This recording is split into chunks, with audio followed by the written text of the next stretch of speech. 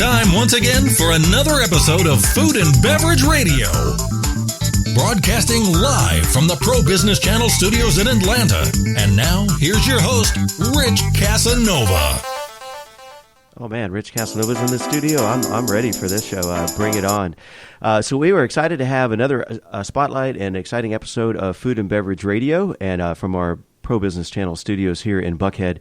And joining me on the show this afternoon, we have a special guest in the studio, and also our co-host, Craig Williams. How are you today? I'm doing well, buddy. Right? Doing pretty amazing, right? Doing real well. You always do liquid well. sunshine, you know. Right. And so let's kind of get into this episode, which we obviously spotlight those folks in the food and beverage industry, obviously restaurants, suppliers, vendors, folks that doing business in industry experts throughout Georgia and beyond. So, Craig, if you would do the honors and introduce our guest here joining us in the studio. Most definitely. Todd-dae-kulper. Originally born in Seoul, South Korea, Chef Todd Kulper was adopted and grew up on a dairy farm in northeast Iowa. Traditionally trained in both Japanese and French cuisines, Chef Kulper has traveled around the world, cooking in different locations, and most recently moved to Atlanta from Miami to assume the role of head chef of Doraku. I have to do that with my right arm. Doraku, a Japanese gastropub specializing in sushi and Japanese cuisine with a twist. So, Todd, glad to have you here. Pleasure to be here. Outstanding. Outside. So tell me how you started in the hospitality business, first and foremost. Interesting story. Started right after college. So I was going to college at the University of Iowa. Okay. So Buckeye. No. Hawkeye. Hawkeye. Yeah, Hawkeye. One of those eyes, right? Yep. Yeah. Studying physics and mathematics, boringly enough. And just got into it. Started as a dishwasher at Lobster. Kind of worked my way up the ladder. Just kind of started bouncing around at different restaurants and got into Japanese cuisine. Started my first role in a Japanese restaurant was actually as a teppanyaki chef. So this was when I was 17 years old, a long time ago. So tell us about this teppanyaki chef. Well, what do they do? What's their specialty? Probably most, what would be the word? Like benihana. Like Gotcha. You go to the tables, you start flipping shrimp. That and hot cookie steak. table, right? Yep, Okay. That's the one. Gotcha. So what type of influences do you think your background had to with for your food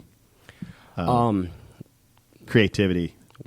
I mean, like I grew up on a farm in Iowa, so there was a lot of influence right there. So when I was young, 7, 8 years old, I used to go out, milk the cows, feed the calves. The true organic. Organic farmer there. Yep, 5:30 in the morning, freezing cold outside, two buckets of feed. Paying your dues, man. Yep. Paying your dues. So yeah, like just through there, helping raise crops. So you're looking at a bunch of pigs and cows, and you're like, wow, that's food. Yeah.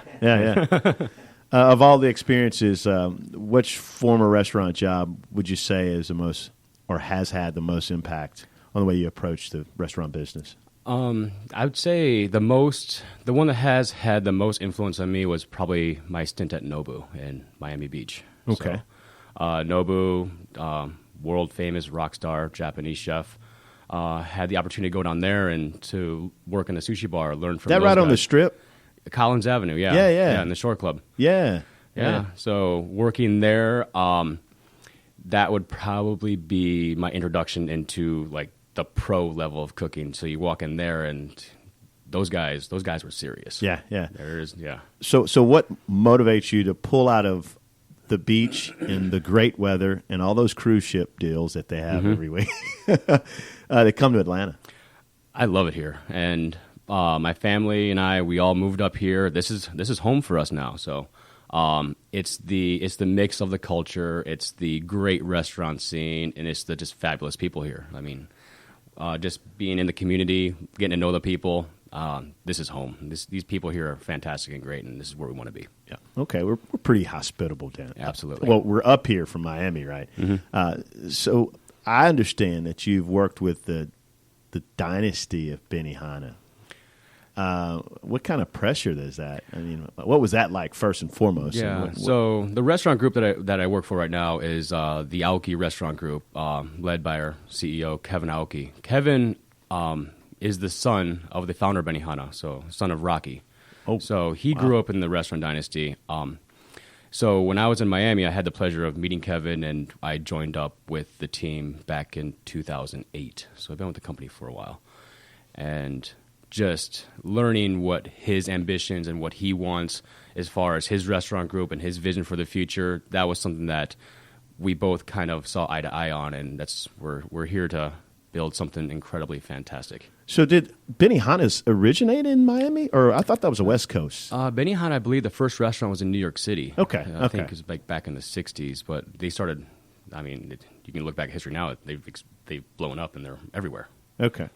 So what is it like to be helping an individual like Kevin Aoki in this vision that he has here in Atlanta? At the end of the day, it's an honor.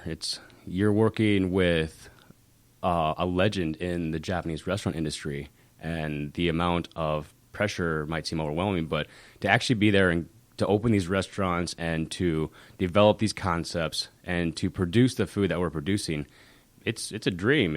You get the creative licensing to do what you need to do to make the people in whatever market that we're in just put out the most fantastic food you can possibly do. So would you consider him your mentor, or is he one of your mentors? Oh, absolutely. Okay. Absolutely. Outstanding. Okay, so back to the mentor, that philosophy. Share with me your philosophy when it comes to philosophy in the restaurant business and how you view. Yeah. As far as like mentorship, you have to have a mentor if you want to. I think if you want to become successful in life, you need to have that person that kind of helps guide you along. I've been very lucky to have many of them, and I think that it's very important to have a mentor in each facet of your life. So as far as cooking goes, I've had a mentor as far as sushi went for me was a gentleman named Sota. I met Sota in Nobu, Miami, and with him, he was probably the one that truly taught me sushi. And it wasn't really in the sushi bar. It was more when I first started at Nobu, I was the low guy on the totem pole, and he was the senior guy on the totem pole. So Friday, Saturday night, when business started to slow down, Sota got to leave because, hey, top man on the totem pole. Exactly. I got kicked out because I was the low man on the totem pole. Yeah. So a lot of the mentorship from him came from me sitting outside, new to Miami, not knowing where to go, what to do, and him looking at me and being like, Grasshopper. What are you doing? Come on, Grasshopper. I have no idea. I'm just sitting here. So he's like, come with me. So for quite a while, him and I would go to like the local pub around the corner, and over just a couple of beers, that's where he would teach me the fine arts of sushi. And then the next day and the next morning, we'd come in, and he'd watch what I was doing, and then that's where he would be like, you're not doing it properly. Gotcha. Do it this way. And I was like, I'm sitting there like a young chef. I'd be like, I'm so sorry. I didn't mean to do it that way. Sort of like the Karate Kid, huh? Absolutely. I hear you.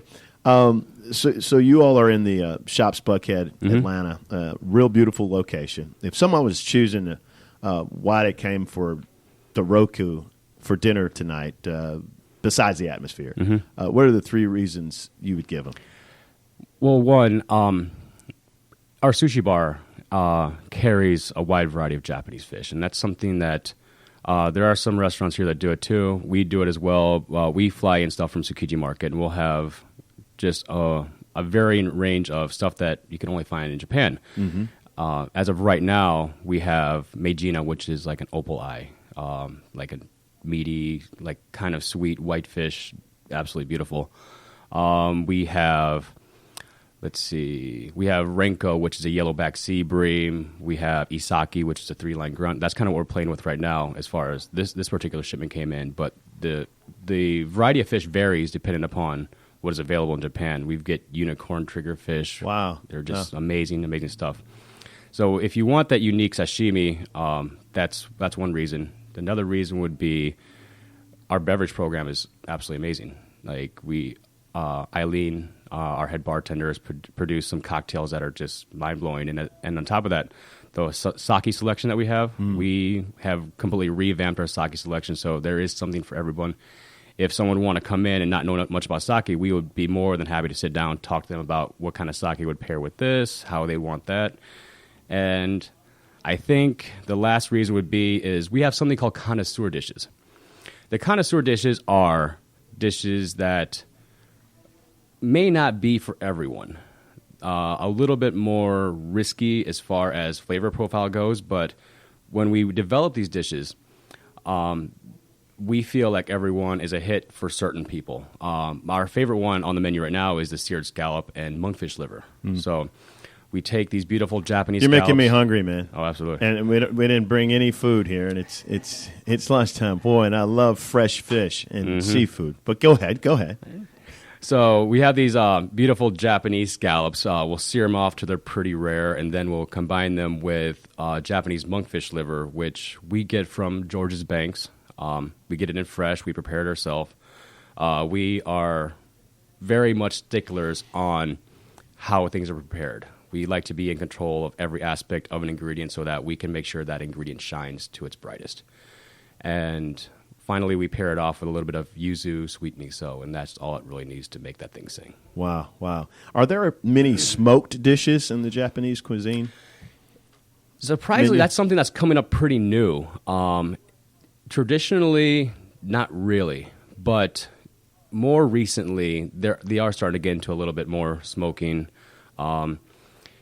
But if you have to go back to the quintessential smoked dish, it's probably have to be katsuobushi. That is that dried, smoked, cured, petrified fish that they use for Japanese fish stock. 18 months to prepare, so it's a labor of love into producing that one piece of petrified fish that we shave, and then we mix it with kelp to create the dashi, which is the base for all of for most of Japanese cuisine. So we spoke a little bit about the rumor floating around. You have this secret menu item. Is it really a beef hot dog? Is that a myth? You're talking about the Wagyu beef hot dog. Yeah, the Wagyu beef hot dog. The Wagyu beef hot dog does exist. We do have it all the time. We don't put it on the menu. You got to ask for it. You have to ask for it. The reason why we don't put it on the menu is we don't really want it to be like, we don't want it to overtake the other, like the connoisseur items, some of the sashimi, stuff like that. So it's there for the people that regularly frequent the restaurant that want to ask the question, what else do you have that's different? What else do you have that's unique? And is it on a kosher bun or something? Brioche. Yeah, brioche. So what's the story behind that? The story behind the hot dog. The CEO, Kevin, and myself were sitting at a table, and we're like, we like to have a little bit of a twist in the different markets that we have, because we have the Miami restaurants, we have the Hawaii restaurants. So here in Atlanta, we're like, what can we produce that would be more, not Miami, not Hawaii, but that would be absolutely just ridiculous. Disruptor. Yeah. So we were talking about the production of the hot dog, because, I mean, a lot of people have done the burger, so we want to try and change it up a little bit. So we started producing this hot dog, and Kevin, the CEO, was like, you can do the hot dog only under one condition. It has to be ridiculous. Gotcha. So we went back, and I think we put together what we think is a ridiculous hot dog. So so what we do is we start off with a brioche bun, and then we get the Wagyu beef. So for those who don't know what Wagyu beef is, Japanese breed of cow. The one that we use has been mixed with Angus, so that we can keep the price down. So it's a domestic Wagyu produced here in the United States. We grill it. We top it off with two kinds of miso. So we have a dehydrated miso, and then we also have a sweet miso. That kind of helps balance off some of the flavors of the beef, as well as producing what's called umami, that fifth flavor that creates basically deliciousness. Wow. On top of that, we'll put pickled red onions, slivers of ginger and scallion. That'll give you that bright acid, that freshness. Japanese Kewpie mayo, which kind of will create that creaminess. And then on top of that, just a bunch of crispy garlic chips just to kind of give it that crunch. So it hits all the flavors. So it hits your sweet, your salty, your savory. Just outstanding. Mm-hmm. I mean, is your mouth watering, Rich? I'm looking at their website, and I think we're heading over afterwards. Yeah, I got two reserved for you guys. All right, nice, Great, nice. great. And you have quite a beverage selection. You caught my attention when you mentioned the beverage lineup. Just want to remind our listeners you're listening to Food and Beverage Radio, and Rich Casanova here, host, along with our co-host Craig Williams. And so, Todd, tell us, we got a few more minutes for some follow-up questions, but let our folks know before we jump into the next segment about how would they find out about the restaurant, your social media handles, any kind of inside media or point of contact. All right, so we are on Twitter, Instagram, and Facebook. So Facebook, it's Doraku Sushi. So you want to find, for us, the Buckhead location. Let's see, you can do as far like hashtag Doraku. Follow us that way.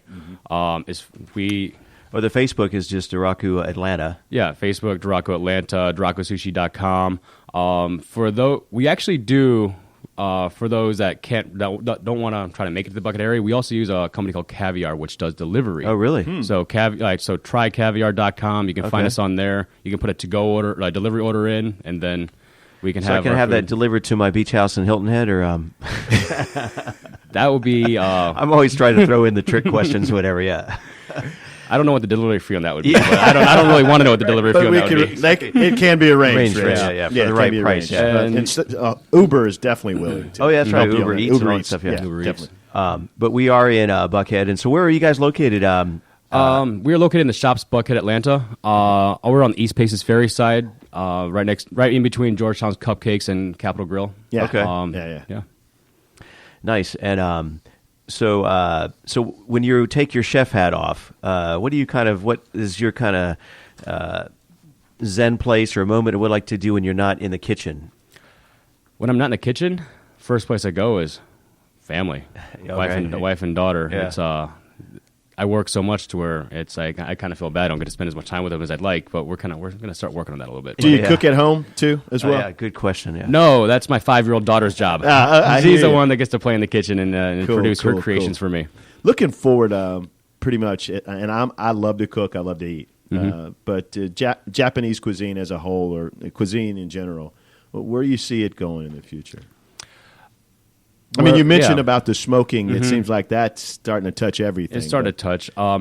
Where I see it going is trying to going back to more of the roots and kind of restarting from that phase. Foundation. Going back to the foundation. I think when it first started out here, a lot of chicken teriyaki, a lot of fried tempura, stuff like that. Yeah. But what I think a lot of people don't understand is Japanese cuisine is so broad and so many facets and so many different things that within the cuisine.